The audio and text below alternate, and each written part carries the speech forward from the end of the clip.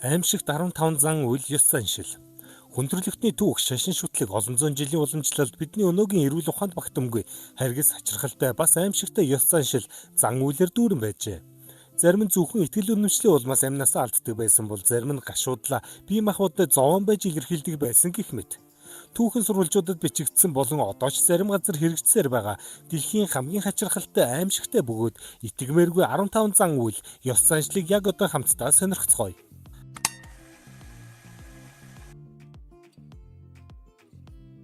15. Эртний инкүүдийн хүүхдээр тахил өргөх ёс буюу Каппакоча. Эртний инкүүдийн эзэнт гүрний үед улс орноо гамшиг зовлонгоос хамгаалахын тулд Каппакоча хэмээх хатуу бөгөөд ариун нандин ёслол үйлддэг байжээ. Энэ нь эзэнт гүрний өнцөг болон бүрээс хамгийн эрүүл чирэг цэвэр ариун хүүхдүүдийг сонгон авч бурхтад өргөл болгон өгдөг хамгийн дээд зэргийн тахил байсан юм. Сонгогдсон хүүхдүүдийг нийслэл Куско хотод авчирч ёслолд бэлтгэсний дараа бурхтын оршдог гэж итгэдэг байсан Андын нурууны мөнх цас өндөр ориглууд руу олон зуун километрийг явганаар туулан хүргэдэг байв. Инкүүд уул усыг амьд оршгүй хэмээн шүтэж хамгийн үнцэнтэй зүйлээ золиослж байж л байгалийн хүчний өмнө нүглээ цагаатгаж аюул ослоос аврагдана гэдэгт итгэдэг байжээ. Хүүхдүүдийг уулын оргилд хүргэсний дараа тусгай ундаа өгч тайвшруулан унтуулдаг байсан бөгөөд уулын эрс тис хүйтэн агаар тэднийг хоромхон зурал мөнхөд нойрсуулдаг байв. Үүний хамгийн тод жишээ нь 1999 онд Аргентин Чилийн хил дээрх уулаас олдсон 500 гаруй жилийн турш ямар ч ялзралгүйгээр хувцас, үс гизгэн бүрэн бүтнээрээ олдсон хүүхдүүдийн шарил юм. Инкүүдийн энэхүү харгас мэт санагдах ёслол нь тэдний шашин шүтлэг, байгалийн хүчний өмнөх гүн гүнзгий айдас хүндэтгэлийг илтгэдэг түүхэн баримт билээ. 14. Төвдийн тэнгэрийн оршуулга буюу Жатор. Төвдийн ард түмний дунд олон зууны туршид уламжлагдсан ирсэн тэнгэрийн оршуулга нь хүний амьдрал, байгаль хоёрын шүтэлцээг харуулсан хамгийн өвөрмөц бөгөөд гүн гүнзгий утга учиртай зан үйл юм. Төвдүүд хүний биеийг сүнс нь орхио одсны дараа бие махбод нь хоосон савал болж үлддэг гэж үздэг. Тийм учраас нас барсан хүний цогцсыг газарт булшлах эсвэл чандралхын оронд байгаль ихт нь ялангуяа тас шувуунд өргөл болгон өгөх нь хамгийн буянтай үйл хэрэгт тооцогддог байна. Энэ нь амьдралын мөнх бус байдлыг сануулж, бусдын төлөө өөрийн биеийг золиослох, бурханлаг ухагтхуунтай салшгүй холбоотой ажээ. Зан үйлийг гүйцэтгэхдээ тусгай бэлтгэгдсэн хүмүүс цогцсыг нарийн ёслол, залбирлын дагуу жижиглэн тас шувуунд хоол болгон өгдөг. Өндөр улсын орой дээр болдог энэхүү үйл явц нь тас шувууд цогцсыг бүрэн идэж дуусснаар тухайн хүний нүгэл арилж сүнс нь дараагийн амьдралдаа шилжихэд бэлэн болдог гэж бэлэгддэг. Орчин үед энэхүү зан үйл нь гадаадын жуулчдын анхаарлыг ихэд татдагч төвдийн соёл гүн ухааны хувьд үхэл бол төгсгөл биш харин байгаль ихтэйгээ эргэн нийлж буй амьдралын мөнхийн эргэлт гэдгийг илэрхийлдэг уламжлал юм. 13. Даны омгийн гашуудлын хуруу тайрах ёс буюу Икефалин. Даны омгийн гашуудлын хуруу тайрах ёс нь хүний санаанд оромгүй харгас маш их гашуудал гүн гүнзгий хүндэтгэлийг илэрхийлдэг эртний хачирхалтай уламжлал юм. Шинэ гивнэн уулархаг нутагт орших Даны омгийнх нь ойр дотны хүн нь нас барахад сэтгэлийн шаналл, уйгашууга зөвхөн нулимсаар хязгаарлалгүй бие махбодоо зовох замаар илэрхийлдэг байжээ. Энэхүү зан үйлийн үеэр гэр бүлийн ойр дотны эмэгтэйчүүд буюу голдуу, ээж, эгч, эхнэр эсвэл охид нь нас барсан хүний төлөө болон сүнсийг нь амгалан байлгахын тулд гарны хурууныхаа үеийг чулуун зэвсгээр тайрдаг байв. Энэ нь нас барсан хүний хойноос гарсан уян гашуудлын өвдөлтийг бие махбодоор хуваалцаж байгаа хэрэг бөгөөд мөн тухайн сүнсийг амьд үлдсэн хүмүүсийг эргэн харж төвөг удахгүй тайван буцахтан тусалдаг гэж итгэдэг байв. Энэхүү уламжлал нь хүний эрхийн болон эрүүл ахуйн ноцтой асуудал үүсгэж байсан тул Индонезийн засгийн газраас 20 дугаар зууны дунд үеэс эхлэн албан ёсоор хоригложээ. Өнөө үед Даны омгийн хүмүүс энэ ёслолыг хийхээ болсон ч настай эмэгтэйчүүдийн тайрагдсан хуруунууд нь тухайн түүхэн үеийн гашуудал, хүнд хэцүү цаг үеийн гэрч болон үлдсэн билээ. 12. Японы хүнэн барилгын суурь буюу Хитобашира. Японы эртний үед томоохон гүүр, цайз, далан зэрэг байгууламж барих үед байгалийн гамшиг, үер ус, газар хөдлөлтөөс хамгаалахын тулд барилгын суурь эсвэл гол багны доор амьд хүнийг өргөл болгон шингээж оршуулдаг хатуу харгас зан үйл байжээ. Тухайн цаг үеийн хүмүүс байгалийн хүчийг ямар нэгэн сүнс, бурхтын хилэн гэж үзэн тэдгээрийг тайвшруулахын тулд хамгийн үнцэнтэй зүйл болох хүний амь насыг золиослох ёстой гэж итгэдэг байв. Ихэнх тохиолдолд дайнд олзлогдсон дайчид эсвэл тухайн бүс нутагт ял шийтгүүлсэн хүмүүсийг энэхүү золиосон сонгодог байсан ч зарим үед орон нутгийнхаа төлөө сайн дураараа амиа өгөхөөр гарч ирдэг хүмүүс ч байсан гэдэг. Энэхүү зан үйлээр босгосон байгууламж хизээч нурахгүй, гамшигт тэсвэртэй байна гэж бат итгэдэг байжээ.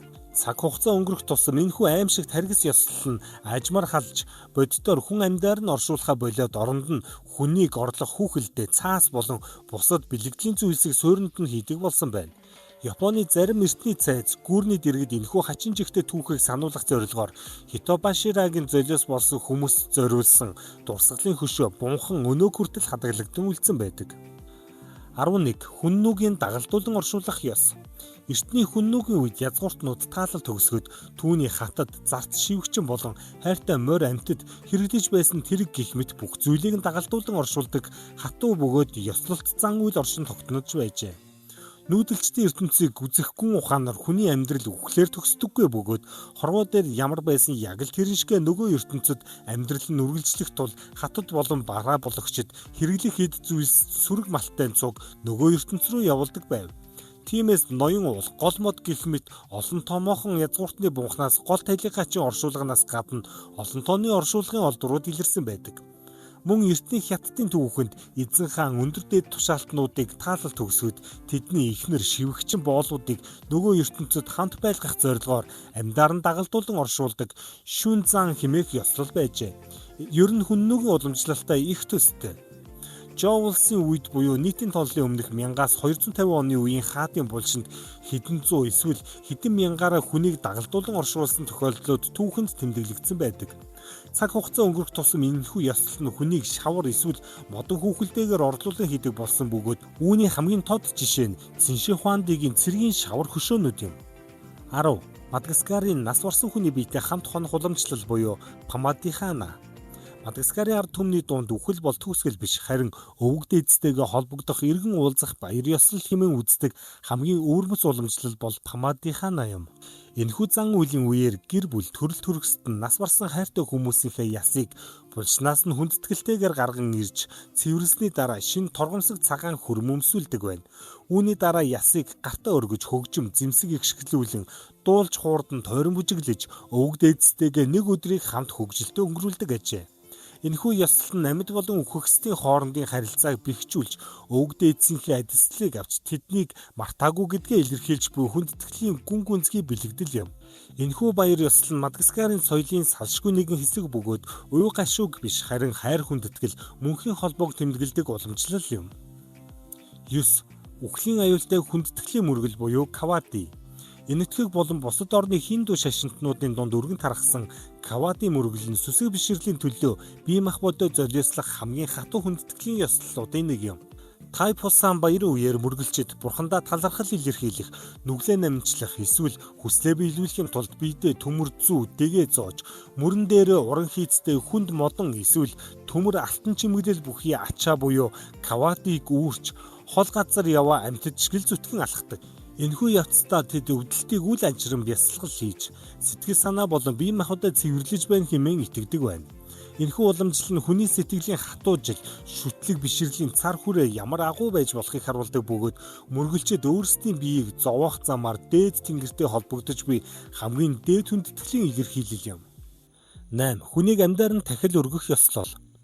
Эртний соёл иргэншилд бурхтын хилэнг намжаах, байгалийн гамшигаас хамгаалах эсвэл ялалт байгуулахын тулд хамгийн дээд үнцэнтэй зүйл болох хүний амь насыг тахил болгон өргөдөг хамгийн харгас бөгөөд аимшигт зан үйл өргөн тархсан байжээ. Ялангуяа Америк тивийн эртний Майя болон Ацтекийн соёл иргэншилд энэхүү соёл өргөн цар хүрээтэйгээр хөгжсөн байдаг. Ацтекууд нарны бурхан болох Тонатиог өдөр бүр мандаж дэлхийн ертөнцийг мөнхөд гэрэлтүүлж байхын тулд хүний цусаар тэжээгдэх ёстой гэж хатуу итгэдэг байв. Тиймээс тэд дайнд олзлогдсон дайчдыг эсвэл тусгайлан сонгосон залуусыг сүм хийдийн орой дээр авчирч зориулалтын хутгаар зүрхийг нь сугуулж бурхтад өргөдөг байжээ. Мөн зарим үед хүнд гангачиг өлсгөлн нүүрлэхэд бурхтыг инрэл гуйж олноор нь хүмүүсээр тахил өргөдөг байсан түүхтэй. Энэхүү аимшигт зан үйл нь хүн төрлөختний түүхэн дэх ёс суртахуун, шашин шүтлгийн хар бараан талыг харуулдаг бөгөөд хожим цаг хугацаа өнгөрч соёл иргэншил хөгжихийн хэрээр хатуу хориглогдож үгүй болсон түүхтэй. Гэвч 20 дугаар зууны сүүлээр нууц нийгэмлэг шашны байгууллагууд хүнээр тахил өргөж байсан нь баригдаж байсан ба өдгөө бид үгүй болсон гэж бодож байгаа ч дэлхийн хаан нэгтээ ийм гаж зан үйл үлдэгдэж байхыг үгүйсгэх аргагүй юм. 7. Олон хүний өмнө бие тарчлах ёс буюу ашура. Исламын шашны ший урсгалын мөргөлчдийн хувьд Имам Хусейны гигэн дурсгалыг хүндэтгэх, гашуудал илэрхийлэх зорилгоор олон түмний өмнө бие махбодоо зовоож цусаа урсгадаг хамгийн алдартай бөгөөд сэтгэл өвтгөм ёслол бол Ашура юм. Мөргөлийн үеэр эрэгтэйчүүд гудамж талбай, сүм хийдийн гадаа олноороо жагсаж, эртээ зэвсэг бүхий гинж, ташуураар цээж болон нуруугаа тууштай цохиж, биеэ зүсэх замаар өөрсдийн биеийг хэрцгийлдэг байна. Энэхүү харгас мэт санагдах үйлдэлээр тэд Карбалагийн тулаанд амь үрэгдсэн Имам Хусейн болон түүний дагалдагчдын амссан зовлон зүдгүүрийг биеэрээ мэдэрч хамтдаа гашуудал хуваалцаж буй хэрэг хэмээн хатуу итгэдэг байна. Энэхүү уламжлал нь шашны гүн мухар сэсэг, уй гашуугаа илэрхийлэх хит туйлширсан хэлбэр бөгөөд орчин үед ший шашинтнууд бие махбодоо зовоохын оронд цусаа хандивлах хэлбэрээр энэ өдрийг өөрчлөн тэмдэглэх хандлагатай болж байгаа ажээ. 6. Амиа хорлох хүндэтгэлээс соёл буюу сеппуку.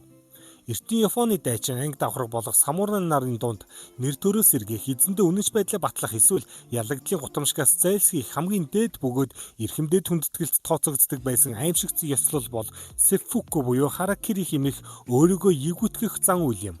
Самурай хүн ямар нэгэн хүнд гэмт хэрэг үйлдсэн, дайнд олзлогдож нэр төрөө алдсан эсвэл хайртай эзэн нь нас барсан үед өөрийн гисэг тусгай зориулалтын богино сэлмээр гисээ хүүлж амиа хорлдог байна.